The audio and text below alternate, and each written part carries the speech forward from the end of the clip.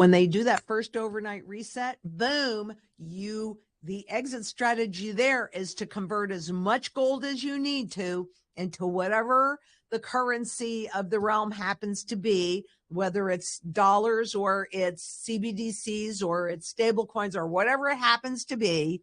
Convert enough gold to, bam, pay that mortgage off. So that's another part of the exit strategy. I've been talking a lot about what's happening out there with the debasement trade. And so I want you to imagine, if you will, the global economy being like a giant boat. And for many years, governments have been patching holes with duct tape in the economy and borrowing more money and printing cash to keep those things afloat. But frankly, now the boat's starting to leak faster and faster than they can fix it. So some smart passengers like Ray Dalio, Ken Griffin, these are big kahunas, they're grabbing golden life jackets. Why? Because they think that the boat's money system, the dollars and the government bonds, might not hold up much longer. And if the crew keeps ignoring the leaks, well, odds are more weight, more debt, that boat is sinking. Even big institutions like Canada's pension board, well, they're worried and they're saying, hey, maybe treasuries aren't the safe spot that they used to be. Oh, shocking. They were never, but I guess with a lower level of debt that could work. So what are people doing? Well, they've been jumping toward gold and toward silver, physical. The physical markets are taking over the paper markets. Now, I know what's happening in the paper markets today. Of course, everything is severely stretched. And right now, we are on risk on.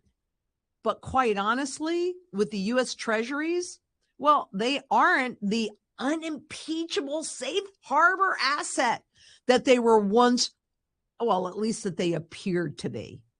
And it's a phenomenon repeated across the bond markets all over the world. Those long-term bonds, we've talked about this quite a lot.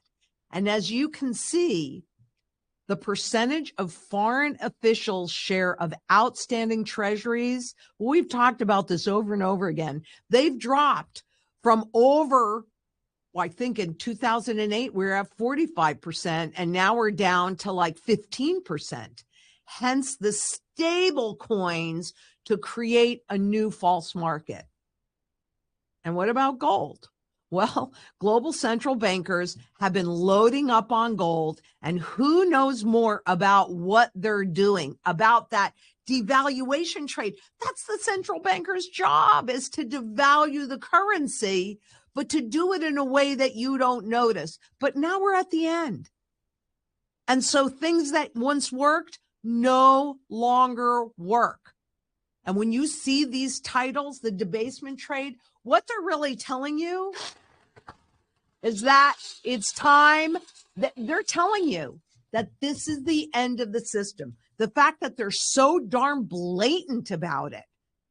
And why aren't people more up in arms? I suppose that's what's showing in the spot prices on both gold and silver. But I'm going to tell you, the physical markets are now overwhelming the paper markets. We're in the most interesting place that we could ever be. And we need to talk about this because seriously, the fact that they are touting the debasement trade, and we've got headlines around it, the debasement trade is ripping across world markets because all of the global central bankers, they have no tools left. It's just more debasement. And the more that happens, the faster the inflation, the less confidence that the public has, both in the markets and in those that are leading the markets. And what's the goal here? The goal is to make this transfer into a surveillance system without you complaining. without you realizing that that's what's happened. But you're here, so I know that you do realize it. And I know that over time, you've seen me over and over and over again show you how silver protects your ability to buy the same goods and services over time. Gold actually expands it. And gold is outperforming every single fiat currency. Every single one of these, physical gold, physical silver, is outperforming and has been for a very long time, going all the way back to 2000. Deb Warner asks, Lynette, can you give a broad overview of what the exit strategy will look like for most folks? I appreciate and respect your advice. Now, it depends on, the strategy is built in layers from sustaining your standard of living. So the exit strategy actually in there is to have a level of cash, maybe a level of goldbacks, maybe a level of glint or some kind of electronic convertible gold. You must, or redeemable gold, you must have the ability to pull it out or I cannot support it. And actually, that's the kind of gold and silver that you use up as you need to sustain your standard of living. So that's one of the parts. And remember, this is built in layers, which means that there are layers in each piece of the exit strategy. We also want to protect the fiat money wealth or whatever wealth you've managed to accumulate. So real estate is a great example of that. And let's say you're sitting on a mortgage. Well, part of the exit strategy is the ability to, when they do that first overnight reset, and I'm going to show you this in more depth, but when they do that first overnight reset, boom, the exit strategy there is to convert as much gold as you need to into whatever the currency of the realm happens to be, whether it's dollars or it's CBDCs or it's stable coins or whatever it happens to be. Convert enough gold to bam, pay that mortgage off. So that's another part of the exit strategy.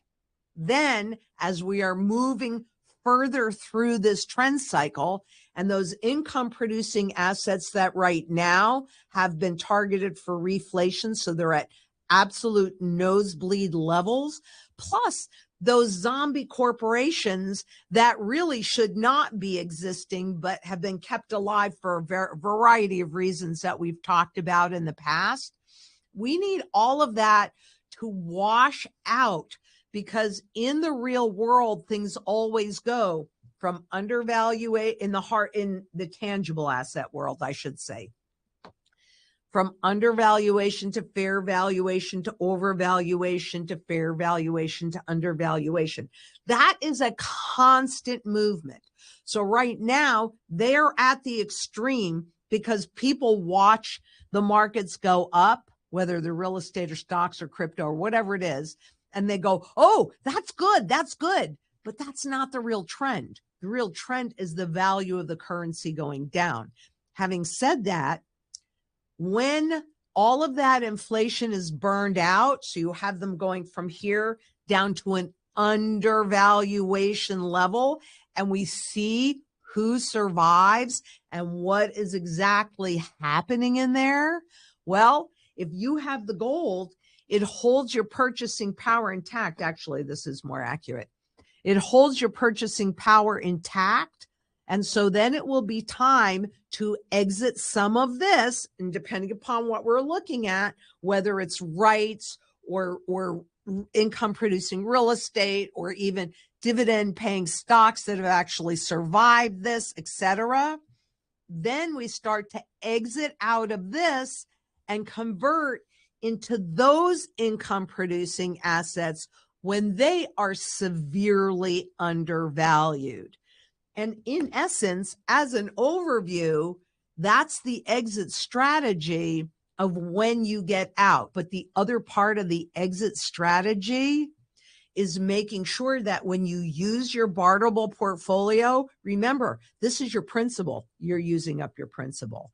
When you're converting your gold into fiat to pay off that mortgage, again, you're using up your principal. When you are using your gold to convert into income producing assets, again, you're using up your principal. But that doesn't do you very well when we're in on the other side of this transition. So a big key component of the strategy is the principle that you are likely to use up as we are going through this trend cycle gets recouped. So that by the end of it, when we're in the new system, and believe me, we are not going away after we go into the new system, because everybody should always have a foundation of sound money in their portfolio to protect anything else they want to do. So we'll evolve as you guys evolve, but that's a big part of the exit strategy, is to recoup any of that, the principal that we use, any taxes, because taxation and fees and penalties to keep you in the system and prevent you. I mean, if you read their documentation when they're setting things up, what do they say? They say, well, how much of a fee, like when they changed the money markets, it was how much of a fee do we need to charge so that when people see that, they go, oh, no, I'll just leave it there. That's the main focus, not on protecting your wealth and your assets, but what do they need to charge you? It's the same thing with IRAs. People go, oh, I don't want to pay those taxes. Well, you're always going to pay those taxes. You can decide when and how you're going to pay them, or the government can decide when and how you're going to pay them. That's up to you. But no matter when you choose to do it, we want to make sure that whatever fiat money wealth you've accumulated, if that goes to zero, it doesn't impact you. What if I'm right? What if I'm wrong?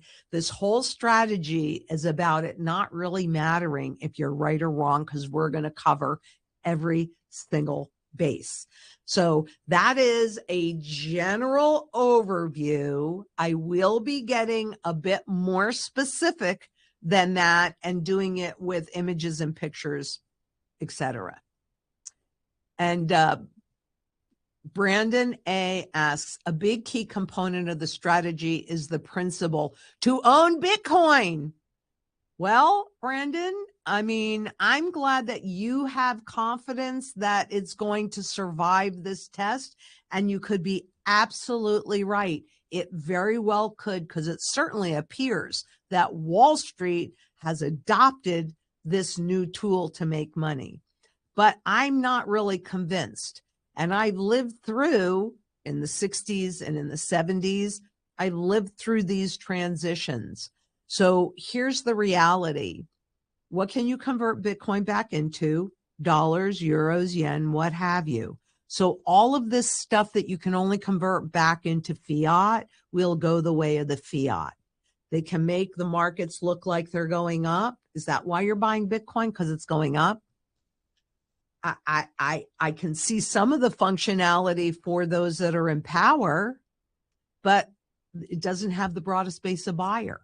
It has a buyer in one place. So if there's a problem in that place, you're going to have a problem with physical gold and silver. And we're seeing this happen right now, where the physical markets are starting to take control over the paper markets.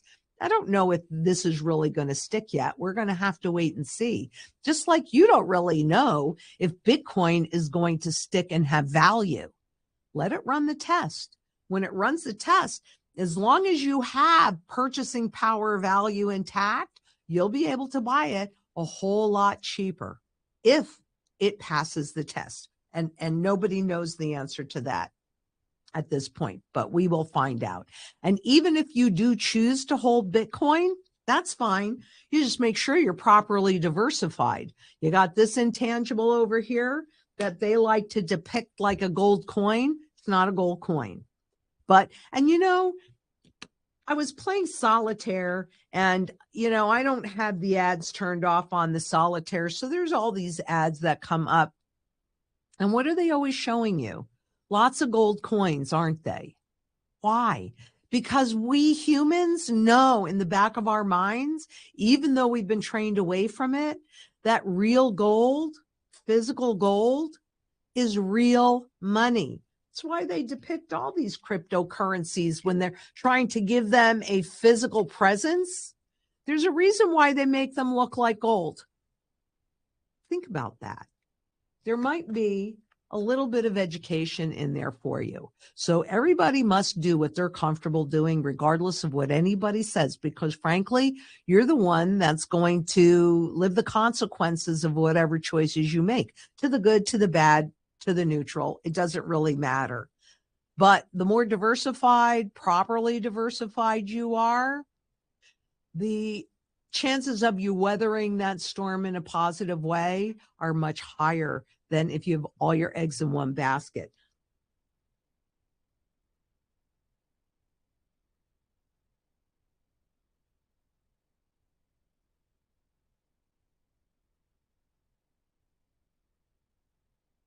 Greetings, everyone. I'm excited to welcome Aviv Frankel, co-founder and CEO of Moonshot AI. Aviv, welcome to the show.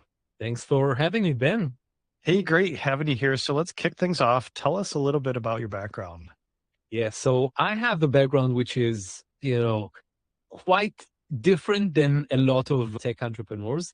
I come from Israel, right? Aviv from Tel Aviv. And, many founders of tech startups started their career in, one of these elite tech units in the Israeli army. So my co-founder was one of them. He was Tal Segal, my great and dear co-founder and the CTO of the company, started his career in one of these, tech units, did a lot of cybersecurity. I come from a different army unit. I was actually a radio DJ in the Israeli army radio station. So a bit like Robin Williams in Good Morning Vietnam. Yeah. Only not as funny as the late Robin Williams and not in Vietnam, in Jaffa. And for historical reasons, a lot of media personalities in Israel started their career in this radio station. So after radio, I moved to TV. I was a TV journalist and a TV host. I was, covering tech for one of the two biggest television channels in Israel. And as you might know, building a startup in Israel is like a national sport. So after covering and meeting all of these amazing entrepreneurs about 8 years ago, I was a bit fed up with covering tech. I wanted to build tech. That's how I started my first company, which was in the intersection between mobility and e-commerce. One of our biggest pains was optimizing our website for conversion rate. And that's why we started Moonshot. We had this pain, me at Enroute, my first company, Eviatar, my co-founder at Via Transportation, the company that he worked in as one of the earliest employees. And a couple of years ago, we officially launched Moonshot. And yeah, that's like the short version of my origin story. Yeah, I'm sure there's a longer version there. And I think that's the first, going from DJ, news to then, tech startup. But like you said, a lot of tech startups in Israel. So let's talk about Moonshot. Tell us what products and or services it offers. Sure. So Moonshot is a Gen AI platform that turns websites into living organisms that optimize themselves autonomously. So going back to our ideal customer profile, we work today with online brands, so e-commerce websites. And when you have an e-commerce website, the most important metric is conversion rate, right? You spend a lot of money to bring visitors to the website on Google, Facebook, TikTok, you name it. And you want to make the most out of this investment, right? Makes sense. So a lot of successful brands build an internal team for CRO, conversion rate optimization, that consists of developers, designers, analysts, UX people, product people that look into the analytics and heat maps and then go and check what the competitors are doing and then come up with the idea for a test. They usually guess because CRO is like voodoo. You never know what works and what doesn't. Then you need to design a test, build a test, run a test, and then 2 months later, you forgot what you wanted to check. And that's why we started Moonshot. So essentially, a tool that automates the whole CRO process and does 3 things that seem very simple, tells you what's not working on the website, how to potentially fix it and fix it for you, all with a few clicks of a button. So you don't need to guess and you don't need to hire extra people.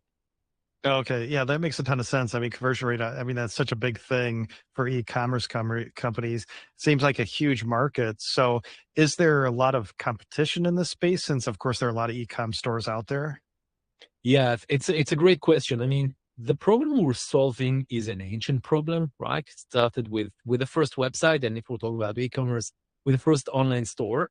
And over the years, you had amazing companies who were trying to help growth teams optimize websites, but all of them were point solutions, right? You had great analytics companies and A/B testing platforms, personalization companies, design.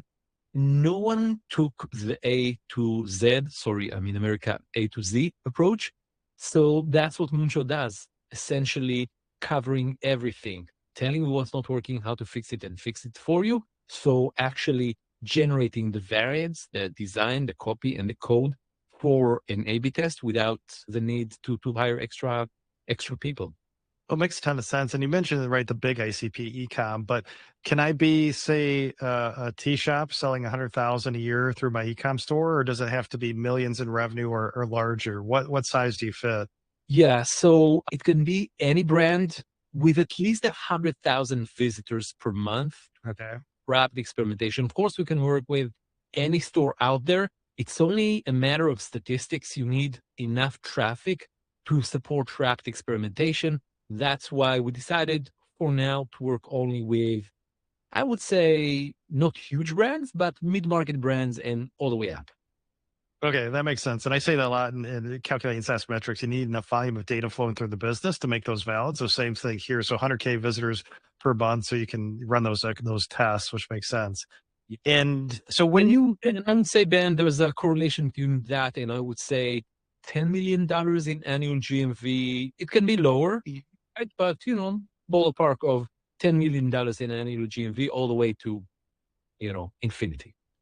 And then what kind of personas are you working with in these companies? If you're hitting someone who's 10 million in revenue or maybe 50 million in revenue, is it their product team? They've specialized, like you meant, CRO roles that you're talking to? Yeah, usually the champions in these companies are, head of e-commerce or VP of e-commerce, right? The person who's in charge of conversion rate optimization of the actual website. It can be someone from the marketing team. Sometimes it's the chief marketing or chief digital officer. Sometimes it can be the CEO. It really depends on, on the specific brand. Okay. Yeah, makes sense. And so, all right, so those are the roles that you're going after. And then, so what year did you found Moonshot? So officially we started October 2023. So exactly 2 years and 1 month ago. All right. Yeah. So about 2 years in. So still pretty early. But let's talk about capital. So you've raised some capital. How much have you raised to date? Yeah. So we just announced our $10 million round, which is a combination of what we've raised when we started the company and a seed plus round that we raised right now. Okay. Okay. So 10 million raised to date. And so it sounds like maybe some initial funding and then finishing off some funding. So when you started this, did you know that you were going to raise some capital, or were you thinking about bootstrapping? Walk us through that process. Yeah, I mean, we had an idea that, to really build something huge, you need some selling, right? You need some capital to be able, first of all, to hire the first, great engineers and, team members to help us build the first version of the product, and then start meeting potential clients and scale from there. So that was the plan from very early on, building something huge. And when you do that, usually you need to raise capital. Okay. And tell us, so started 2 years ago. Did you say raise any capital before you even had a product? Was it just a concept at that point, or did you have an MVP or product to show to then raise some capital? Yeah, we had an MVP. We also had a few design partners. We ran some tests with a few brands, some of them really, really big. So we had people who can vouch for a very early product market fit, talking with our pre-seed investors, Oceans Ventures that led our pre-seed round, Garuda Ventures, and Almaz Capital that really believed in us when we were two guys like Aviatar and me with this concept, an MVP, a few design partners, and that's it. And then we scaled very, very fast and came to this point where, okay, we have product market fit, real product market fit. Now let's go for it. Let's raise more money. And that's when Mighty Capital led our next round with uncorrelated ventures with the participation of the other funds. And then Any fundraising, any fun lessons learned in this process for other founders who could be in that same stage where maybe they have an MVP, or should they get design partners too? Any lessons come to mind that you'd like to share with the community? The more you meet investors in a later stage, more mature stage, the better data points for due diligence. So, well, we're not in the days where, two people come with a deck, right? You need to show something. You need an actual demo of the product. You need some reference calls for the funds to understand that this is something real. This is a real business with real technology behind the scenes. And that's how we started. Okay. All right. Yeah. Appreciate that insight. And so seems like a huge market, e-com all over the world. Tell us a little bit about your go-to-market motion. Also, are you just targeting certain geographies first and then expanding, or going global? How are you finding your prospects? Being entrepreneurs from Israel, because it's such a small market, we're global from day one. I would say most of our clients are US based, but we have some clients from around the world. So 80-90% US, and the rest today are globally situated in other areas of the world. So we're open to working with anyone. Okay. And so are you calling up these pros or sending cold emails, because there are a lot of sites out there. How are you reaching out to these guys? So we're trying a lot of channels. Some of the stuff that work for us are conferences. I'm just traveling tomorrow to LA to a conference in LA because, that's where the market is. That's a really good way to connect with potential clients. Warm introductions work very, very well. We have investors with a VAT network that help us. And we're now, testing other channels. Hmm. Okay. And is it founder-led sales at this point, or do you have a sales team helping you? At the moment, it's founder-led sales. Me and my amazing go-to-market manager, Sharon, that helps me, and we're going all over the world meeting potential clients. And we've been able to work with, dozens of brands already. Yeah. Yeah. That's great. Well, I appreciate it while you're in transit to the next conference. And tell us pricing models. A lot of debate on pricing models today, usage or subscription or outcome based. So how are you initially pricing the product, or what type of revenue model? Yeah, it's a subscription model. I'm a simple person. I like to put things very, very simple so that the brand knows based on traffic tiers how much will they pay for the year. We're not taking a cut out of any uplift that we provide for a few reasons, but mainly to keep it simple. And I like that. And our prospect surprised, because I could see a kind of a cut or usage where if you improve the conversion on a page, you take a cut of those sales. Are prospects surprised when you don't charge and take part of that improvement? I think that's the best practice when you're talking about CRO. So other tools, which are, more traditional tools, CRO agencies usually don't charge based on success. Mhm. Okay. All right. And then Aviv, at this stage of your business, you're 2 years in. Do you have a favorite number or metric or financial or operational metric that you're using to guide the business? And we just had a board meeting where we discussed all these, no star OKRs or KPIs. So of course, ARR is super important. And, we always, want to achieve higher numbers. But there are other metrics that are very, very relevant for us. For instance, how much revenue are we generating as annual revenue uplift for our customers, right? And the usage of them, how many tests are we able to generate for our clients? So there are a few metrics that are really important to really give us understanding of all parts of the business. So product and engineering, customer success, and go-to-market. Okay. Yeah, that makes sense. Those operational metrics, customer metrics plus ARR are always a good thing. And then do you have a headquarters location? Are you based in Israel or have multiple locations? So I'm based on an airplane, so I'm traveling currently. Most of the team is in New York, where my co-founder lives. We have a team in Tel Aviv, and we have some remote employees in Europe, in Latin America. So a bit scattered, but the two main offices are New York and Tel Aviv. Okay. And then what's your current team size? So we're pretty small. We're approaching 10, but we need to grow. We need to grow. and we're hiring if you're an amazing engineer or marketer, or you have some experience in conversion rate optimization for e-commerce brands, or you're in sales. We'd love to connect with you. Check out our website. We have a careers page. So moonshot-ai.com, right? moonshot-ai.com. That's our website. Please apply. We'd love to connect with great potential hires. Well, and we'll have that in the show notes, and that's actually my last question. So we'll make sure everybody knows about where to find your site and to apply. And then, sense of scale right now, anything you want to share around ARR, AR ranges, or customer counts?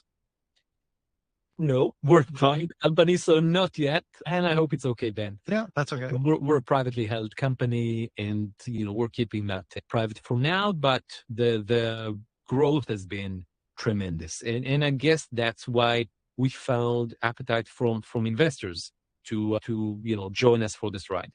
Yeah. Okay. All right. Well, maybe later we'll figure that out. But Aviv, really appreciate your time today coming on in 2026, just around the corner. So what's top of mind for you in scaling Moonshot right now?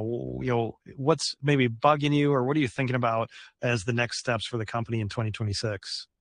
I think it's a great question, because a founder, especially a CEO, has different roles in different phases of the company. So it starts with fundraising, then hiring, and then go to market, and then figuring out, stuff like customer success.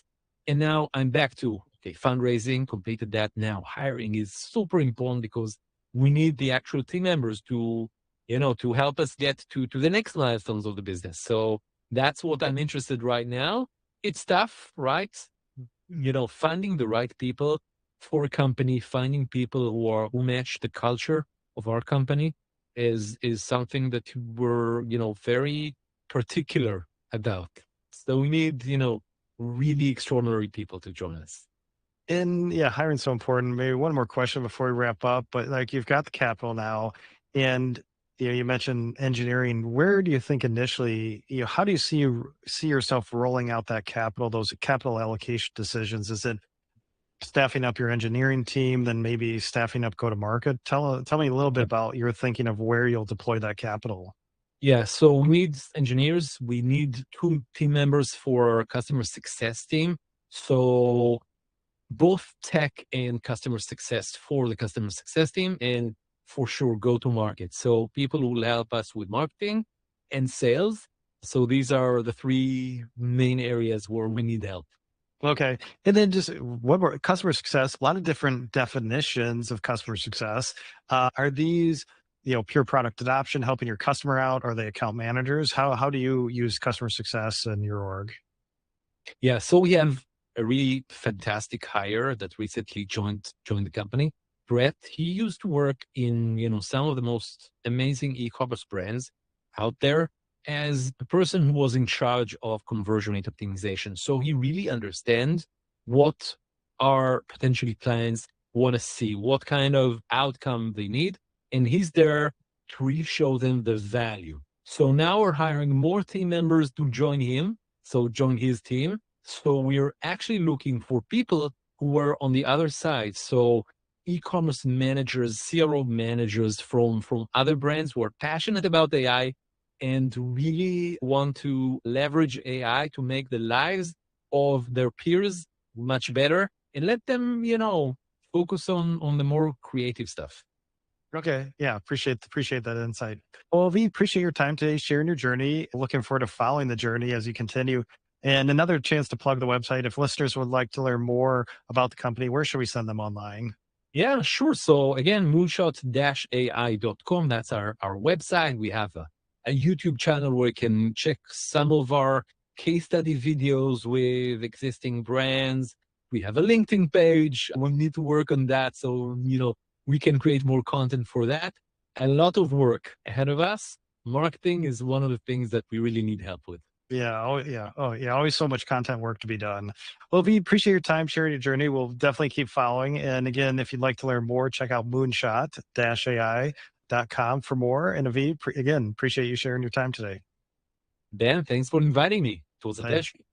Thanks. Imagine a financial ecosystem that moves as one, where AI, blockchain, and other advanced technologies streamline processing. where trades settle with certainty. DTCC makes it possible by purposefully innovating for the global markets. Faster, smarter, more connected. Markets are evolving. We help you access new opportunities so you can grow. The future isn't far away. We're building it today. DTCC, Financial Markets Forward. Are you a notary looking to significantly boost your income? JusticeFund Exchange is your pathway to earning up to $35,000 per month. By combining cutting-edge legal, financial, and technological tools, we transform traditional notary roles, process high-value financial documents like digital judgment fund claims and UCC-1 financing statements for substantial commissions. Our platform leverages blockchain technology and the Uniform Commercial Code for seamless transactions. We offer comprehensive training and tools to automate, verify, and market financial instruments. Unlock a new revenue stream beyond your regular notarial services with JusticeFund Exchange. Join us today and elevate your notary business to new heights. Unlock the future of fiduciary operations with JusticeFund, the digital platform that reshapes judgment claims and bills of exchange into efficient digital workflows. Experience advanced claim management with automated workflows, real-time updates, and secure exchange processing. Stay ahead with comprehensive compliance and reporting tools enhanced by military-grade multi-factor authentication and end-to-end encryption. Enjoy peace of mind with our platform's 99.9% uptime and record of zero security breaches. JusticeFund seamlessly integrates into your existing technology, slashing processing time by up to 70% and cutting operational costs by 65%. Benefit from customizable dashboards, advanced analytics, and dedicated support tailored for fiduciary professionals. Rest assured knowing that JusticeFund guarantees compliance with federal, state, and international regulations. Join the revolution in fiduciary management today with JusticeFund, your partner in efficiency and security. Have you ever looked at a really traditional profession, maybe something like, I don't know, being a notary, and genuinely wondered how it could possibly adapt, let alone really thrive in our, well, increasingly digital world? That's a good question. Things are changing so fast. Exactly. And today we're taking a deep dive into precisely that. We're focusing on this platform called JusticeFund Exchange, based on a fascinating stack of documents you shared with us. Our mission here is to unpack how JusticeFund Exchange aims to transform that conventional notary practice, yes, the notary, into what they are calling a high-earning business. It's quite a claim. It is. They're blending traditional services with cutting-edge tech and a really unique business model. So think of this as your shortcut, to getting well-informed on this intriguing mix of the familiar and the, well, revolutionary. And what's truly intriguing looking through these materials is that JusticeFund Exchange isn't just about digitizing something. It seems like they're trying to redesign the whole professional landscape for notaries, really from the ground up. So in this deep dive, we'll dissect its core idea, look at exactly how they're using blockchain, scrutinize that multi-level marketing financial model, and check out the support system they say they offer. Okay. The goal is to pull out the key insights from your sources, help you understand what makes this platform tick, but also maybe get you thinking about the bigger picture implications of a model like this. Okay, let's unpack this then. At its heart, JusticeFund Exchange, or JFE, right? They present it as a platform with what they call an audacious mission. Audacious is a good word for it. Yeah, to totally revolutionize the notary profession.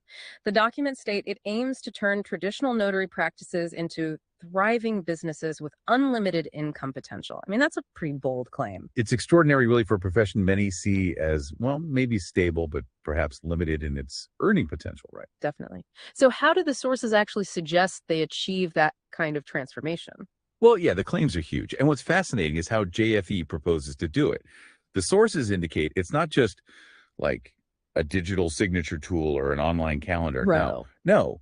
Instead, they integrate three pretty distinct, powerful components. Yeah. You've got the familiar traditional notary stuff, legal proceedings, real estate, financial docs. Your bread and butter. Exactly. But then they layer on advanced blockchain technology and, crucially, multi-level marketing strategies. Yeah, the MLM piece. Right. And this combination, according to the sources, is specifically designed to maximize income potential for notaries. It gives them multiple ways to earn, potentially compounding over time. It's like trying to turn a solo fee-for-service job into a networked business. And the documents are pretty clear about who they're targeting too. It's not just experienced notaries. No, it seems quite broad. Yeah, they emphasize it's for notaries of all levels, retirees maybe looking for something new, parents wanting flexible work, or, well, anyone looking for extra income or a whole new career path. They promise a flexible schedule and complete training and support for people starting from zero. It feels like an incredibly wide net they're casting. It does. But starting from zero in a regulated field like notary work, even with training, do the sources give any sense of the actual ramp-up time or the effort needed for a total newcomer to just do their first notarization, let alone build this kind of business? That is a crucial point. And while the sources do promise that complete training and support, they tend to focus more on the results of that support. You know, the high earnings, the success stories. Right, the flashy numbers. Exactly. Less on the detailed process for someone totally new. The implication is the training is good enough to get you certified and working.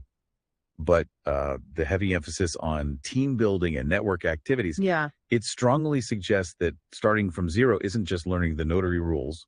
It's also about building a sales and recruitment pipeline, which, let's be honest, usually takes significant effort and time, no matter how good the training is. Okay, that makes sense.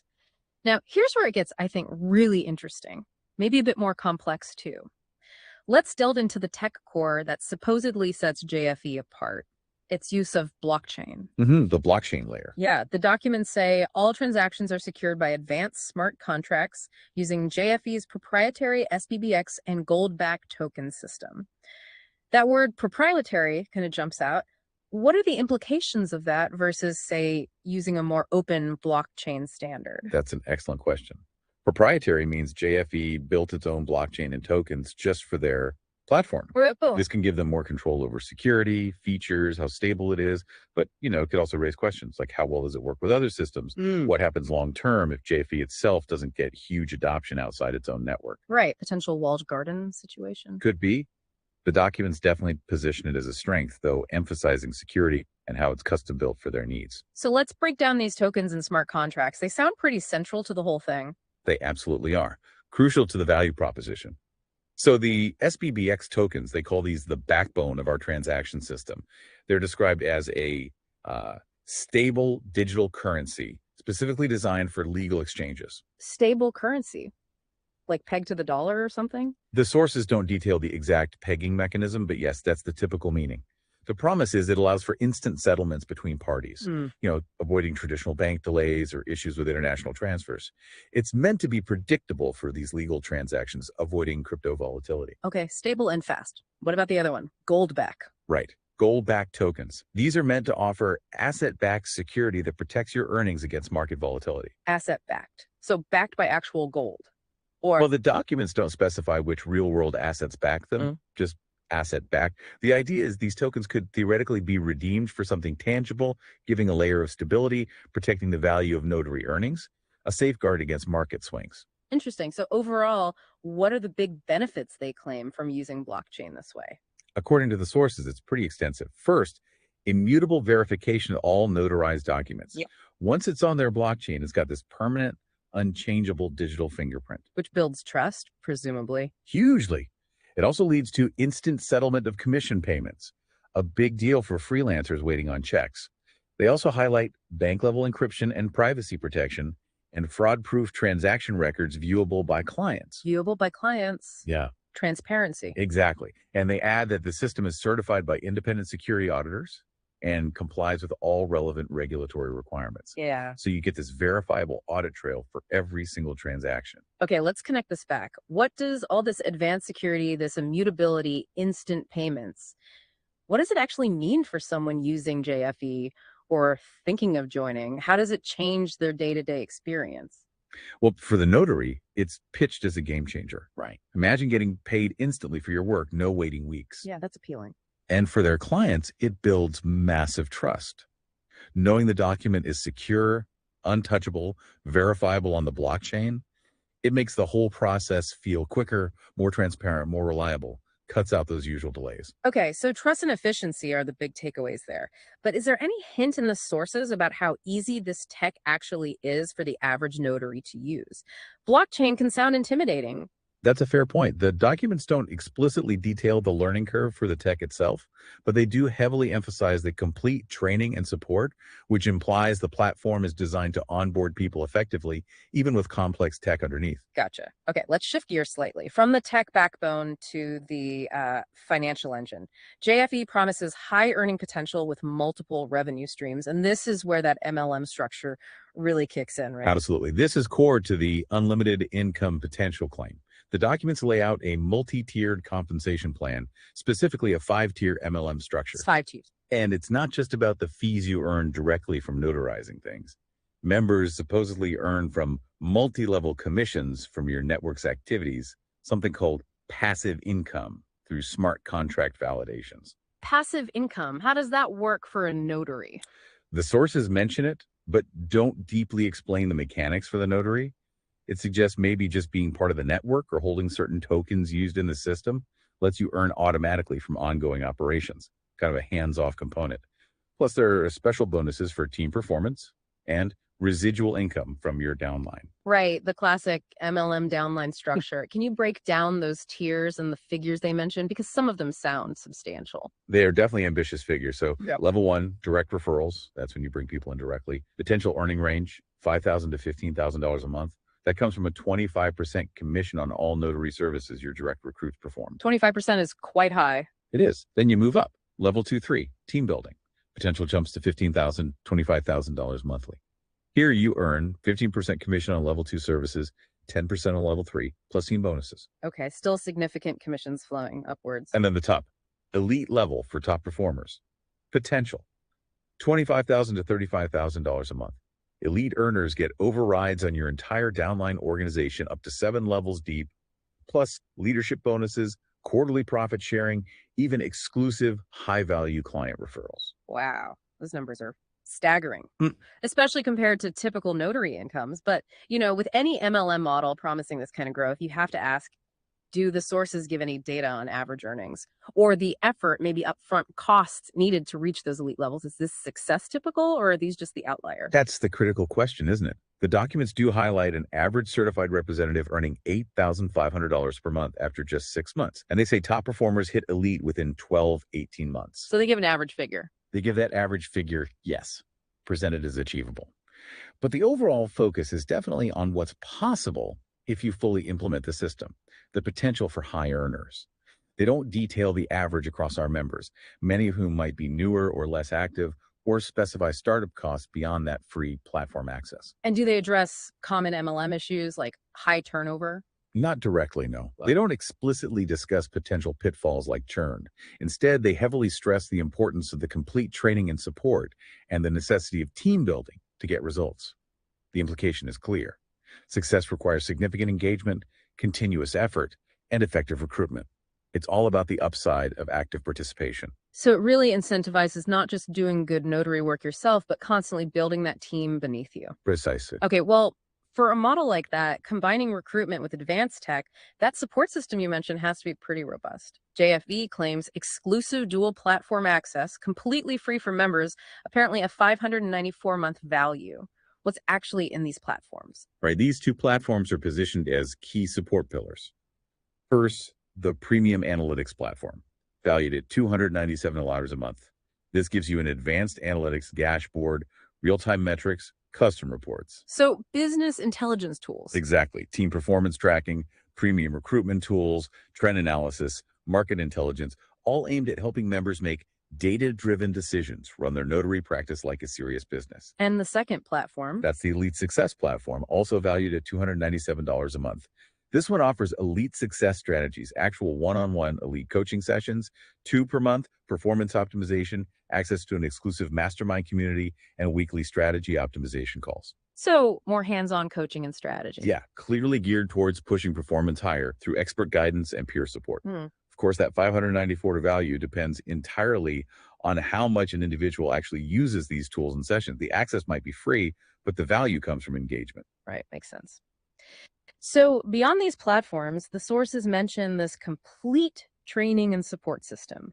It covers everything from certification assistance to marketing strategies, even training programs for your downline, and a mentorship program. It sounds comprehensive, almost so that they're trying to cover every possible need. It's certainly presented that way. It Yeah. sounds like they provide the resources, but as the success stories seem to suggest, the notary has to be the one to actively use them. Engage with the training, show up for coaching, use the analytics, work on recruitment. It's not passive. It sounds like a lot hinges on individual drive. Definitely. And to personalize that support further, the sources introduce someone named Dave. He's described as a dedicated Justice Fund exchange recruiter with over 15 years of experience. Okay, one person. Yeah, his role is providing personalized guidance, immediate assistance, even a complimentary business strategy session within 24 hours of signing up. The focus seems to be on getting people started quickly and feeling supported. They even boast a 92% retention rate among certified reps and claim onboarding aims for enhanced income within your first 30 days. 92% retention is quite high. Okay, all these promises, the tech, the MLM structure, the support, it sounds impressive on paper, and the figures are attention grabbing. But what about real people? The documents give specific examples, right? They do. They provide anecdotes to illustrate the potential. Let's hear them. There's Sarah Johnson from Texas. Apparently, she went from making about $2,000 monthly, working 60 plus hours a week, tough going, to a massive $42,300 a month in just 14 months. Huge jump. Yeah. The documents say she built a team of 12 notaries and really leveraged that blockchain portal for corporate clients. Her story seems designed to show how all the pieces, the team building, using the tech for bigger clients, consistent efforts supposedly come together for that exponential growth. Okay, who else? Then there's Michael Rodriguez from California. He's a retired paralegal. Built a team of 8 notaries within just 6 months, earning $28,750 a month. Also impressive. And what's compelling in his story is how he used that residual income, paying off his mortgage, planning European trips. It highlights the lifestyle change, not just the money. Financial freedom is the picture they paint. Right, the dream outcome. And there was one more. Yes, Jennifer Williams from Florida. Apparently, she was initially skeptical, which honestly sounds pretty understandable given the claims. Very understandable. But she got her first commission check in just 2 weeks, and then tripled her previous income to $36,200 a month. She credits the seamless onboarding, the blockchain verification system, and that team structure. So these stories aren't just presented as flukes, but as outcomes of the system. Exactly. The sources explicitly state these individuals fully implemented the Justice Fund exchange system. That means team building, using the blockchain features, doing community outreach. It reinforces that the big success, as JFE presents it, comes from actively engaging with the entire ecosystem. It wasn't just signing up. It was working the system, suggesting the earnings result from that comprehensive effort. Okay. So wrapping up this deep dive, it's undeniable that Justice Fund Exchange presents a really innovative model, maybe audacious, as you said earlier, transforming a traditional service like notarization by blending it with blockchain tech and an MLM structure. It's a fascinating case study in reimagining established professions for the digital age. It really is. And it raises a key question for you, the listener, as you think about all this. As digital transformation keeps reshaping industries, often mashing up unexpected things, traditional services, new tech, different business models, what other seemingly stable or traditional services do you think might be right for a similar revolutionary blend? Yeah, where else could this kind of integration happen? And maybe more importantly, what questions about the sustainability or the scalability or even the ethics of these kinds of transformations do you think are most crucial for us to ask? Good points. So consider the implications of platforms like this, not just for the notaries we talked about, but maybe for your own career, your financial goals, or just for understanding how the world of work is changing so fast. It's a powerful reminder, isn't it? Even the most established roles aren't immune to disruption. And sometimes real innovation comes from combining things that seem totally separate to create something brand new.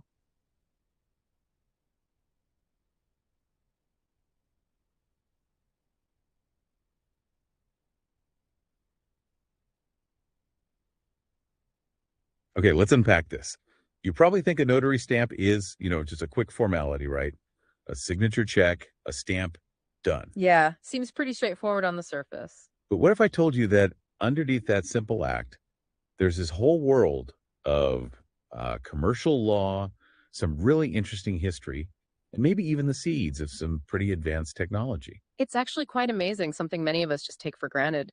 This notarization process, it's really built on principles that are, well, vital for business and for establishing trust we can rely on. Exactly. And for you, someone who really likes to get the why behind things, we're able to do a deep dive. We'll look at how these notary procedures, which might seem maybe a bit dry, connect to fundamental ideas in commerce. And honestly, how they're starting to link up with new tech is pretty surprising. Mm-hmm. When you zoom out, we're essentially talking about the foundation for secure transactions. How do we create and, crucially, maintain verifiable truth in business dealings? Right. And to figure this out, we've been looking at some fascinating stuff. We listened to an audio discussion from Arist CCG and Affinet that laid out key notary practices. Plus, we found insights on notary training and this thing called the JusticeFund Exchange. Yeah, the JusticeFund Exchange is quite interesting, but a core question we're asking today is, what's the real significance of notarization? It's definitely more than just stopping fraud, important as that is. It seems like it's about creating this solid, undeniable record of truth, making sure commercial agreements are secure. And this is the really forward-looking part. It's linked to things like blockchain and decentralized platforms. Exactly. That's where it starts to get really cutting edge. So let's start at the beginning, the foundation. Our sources kept mentioning truth, justice, and fairness as these like core maxims for commerce and law. Sounds a bit grand, maybe, but they seem critical. They really are. And there's this strong focus on what they call the sovereignty of truth in commerce. Basically, the idea is that in business deals, a true, accurate statement about reality rules supreme. It has the final say. Okay, and that connects to this powerful concept, the unchallenged affidavit. We learned that if someone makes a sworn statement of facts, an affidavit, and nobody formally challenges it, it essentially becomes the accepted truth in that situation. That's right. It can even end up having the force of a judgment, which is, a pretty big deal legally. So thinking about your interest in these underlying concepts, you can see how just getting a document notarized hooks directly into this deep principle about documented truth and the real weight of statements that just aren't contested. Absolutely. It's about creating that solid record from the start. Okay, now this brings us to something that sounds maybe a bit mundane, but our sources say is non-negotiable. The notary journal. This isn't just some spiral notebook they scribble in, is it? No, definitely not. The sources are really clear that a proper notary journal has 11 specific substantive parameters. It's a very structured system. 11. Wow. Okay. Yeah, it's designed to uphold these principles of truth and also what they call ordinal perfection, which basically means following procedures precisely, step by step, to keep things accurate and avoid any mistakes. Meticulous record keeping. 11 parameters. Okay, so what kind of things are we talking about? Give us some examples. Well, key things like the exact date and the type of notarization. Was it an acknowledgement, a jurat? Also, the date and type of the document itself, the address of the person whose signature is being notarized, really detailed ID information. Seems thorough. But here's a really critical part. This imperative signature analysis. Imperative. Why use such a strong word? What's so vital about that? It means the journal must capture both the person's printed name and their actual handwritten signature, the wet signature. The sources explicitly say that if that analysis, that comparison and recording is missing, the whole notarial act could be considered null and void. No kidding. Just missing that step invalidates the whole thing. Potentially, yes. It opens the door for challenges, rebuttals, even lawsuits trying to overturn the transaction based on a faulty notarization. There's even a specific reference mentioned, the Notary Public Record Book number 880 by Dunn's Publishing, as a key guide for these requirements. So this detailed journaling isn't just bureaucracy. It's directly tied to making sure these commercial truths are trustworthy. Exactly. It underpins the whole system's integrity. Right. It's definitely clear there's more to this than just wielding a stamp, which naturally leads us to training. The sources hinted that maybe not all notaries are fully up to speed. Yeah, there seems to be a concern about gaps in knowledge. The emphasis isn't just on knowing the steps, but on understanding the underlying law and history governing conveyance, how property and rights are actually transferred. So deeper context, not just mechanics. Precisely. And they mentioned some pretty hefty continuing education requirements, something like 690 hours total. Yeah, 690 hours. Wow, that's a serious amount of training. What are they learning in all that time? Well, they're expected to really get into foundational concepts, things like the Uniform Commercial Code, the UCC, which governs a lot of business transactions. And it's not just knowing about it, they need to be able to actually explain these concepts. Okay, so it's about true comprehension. That really connects to your interest as someone listening in getting that thorough understanding. not just the surface level. Exactly. It's about building real expertise. All right, so we've got the core principles, the vital importance of the super detailed journal, and the need for deep training. Now let's get into this Justice Fund exchange. It was described as a mechanism for conveyance. What does that actually mean in practice? Well, thinking about the big picture, the Justice Fund Exchange seems to be this public-facing platform. It looks like it's set up to help make commercial dealings more secure and efficient. It was also mentioned alongside something called ARIS. Eris. Yeah, the Arbitration Registry Investment System. It sounds like maybe a system for tracking investments related to arbitration outcomes, but the key connection here is with the Justice Fund Exchange. Okay, and how do notaries plug into this exchange? This is where it gets interesting. The idea is that qualified, vetted notaries use their actual notary credentials, their commission essentially, to access and interact with this platform. So their professional standing is like a key. Exactly. It adds a really significant layer of security and trust right into the system's architecture. They mentioned about 250 notaries have already been brought into this Justice Fund exchange. And does this tie into that notary chain concept that was mentioned? It seems directly connected. The principle behind notary chain, as described, is that only notaries who are currently in good standing, properly commissioned, no disciplinary issues can actually influence or add data to this chain. Which ensures data integrity, presumably. Precisely. It prevents unauthorized changes and maintains a reliable record. And this is really where you start seeing the clear links to potentially decentralized, more secure solutions. Decentralized solutions. Okay, now that sounds like it connects directly to Secure Bank Box. Yeah. That was mentioned as being made that much more secure because of this Justice Fund exchange link. What's the potential there? Right. This is where we get a glimpse into what might be coming. The sources hinted at rolling out beta applications for decentralized solutions. Now let's focus on Secure Bank Box. Imagine a platform built specifically for the financial and logistics industries. Okay. It could use things like blockchain technology, maybe smart contracts, to create an incredibly secure space for transactions and data. The fact that verified notaries through the Justice Fund Exchange are part of the access and verification process, that adds a huge layer of trust and authentication. So the notary becomes a trusted human element within this tech platform. Kind of, yes. And think about the possibilities. Secure Bank Box could allow for the tokenization of financial assets. Banks, logistics firms, other financial institutions, they could represent assets as digital tokens on this secure platform. Tokenization, meaning representing real-world assets digitally. Exactly. And doing that within a highly secure blockchain-based environment like Secure Bank Box could offer completely new ways to manage assets, track shipments, reduce fraud, and mitigate risks. This seems directly relevant if you're interested in how these future forward technologies are actually going to be applied in the real world. Yeah, definitely. So we're seeing this convergence, the traditional notary role, meeting cutting edge tech like blockchain and tokenization within something like Secure Bank Box. But what's the notary's actual role day to day in this new world? Are they becoming programmers? No, the sources are quite clear on that. Notaries remain fundamentally attesters of commercial fact.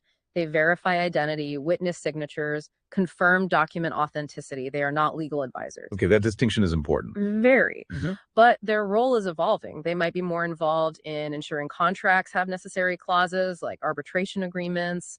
And they're starting to use new tools. The sources mentioned things like AI receptionists, for instance, to help manage their workflow and improve efficiency. So it's about leveraging tech to do their core job better, faster, more securely. Exactly. Enhancing accuracy and security for the transactions they oversee using the best tools available, including potentially these new platforms like Secure Bank Box. Got it. Okay, let's do a quick recap then. We've seen there's a surprising depth here. The absolute importance of truth and proper documentation in commerce is key. We looked at the meticulous work of notaries, especially that crucial notary journal. Those 11 parameters. Right.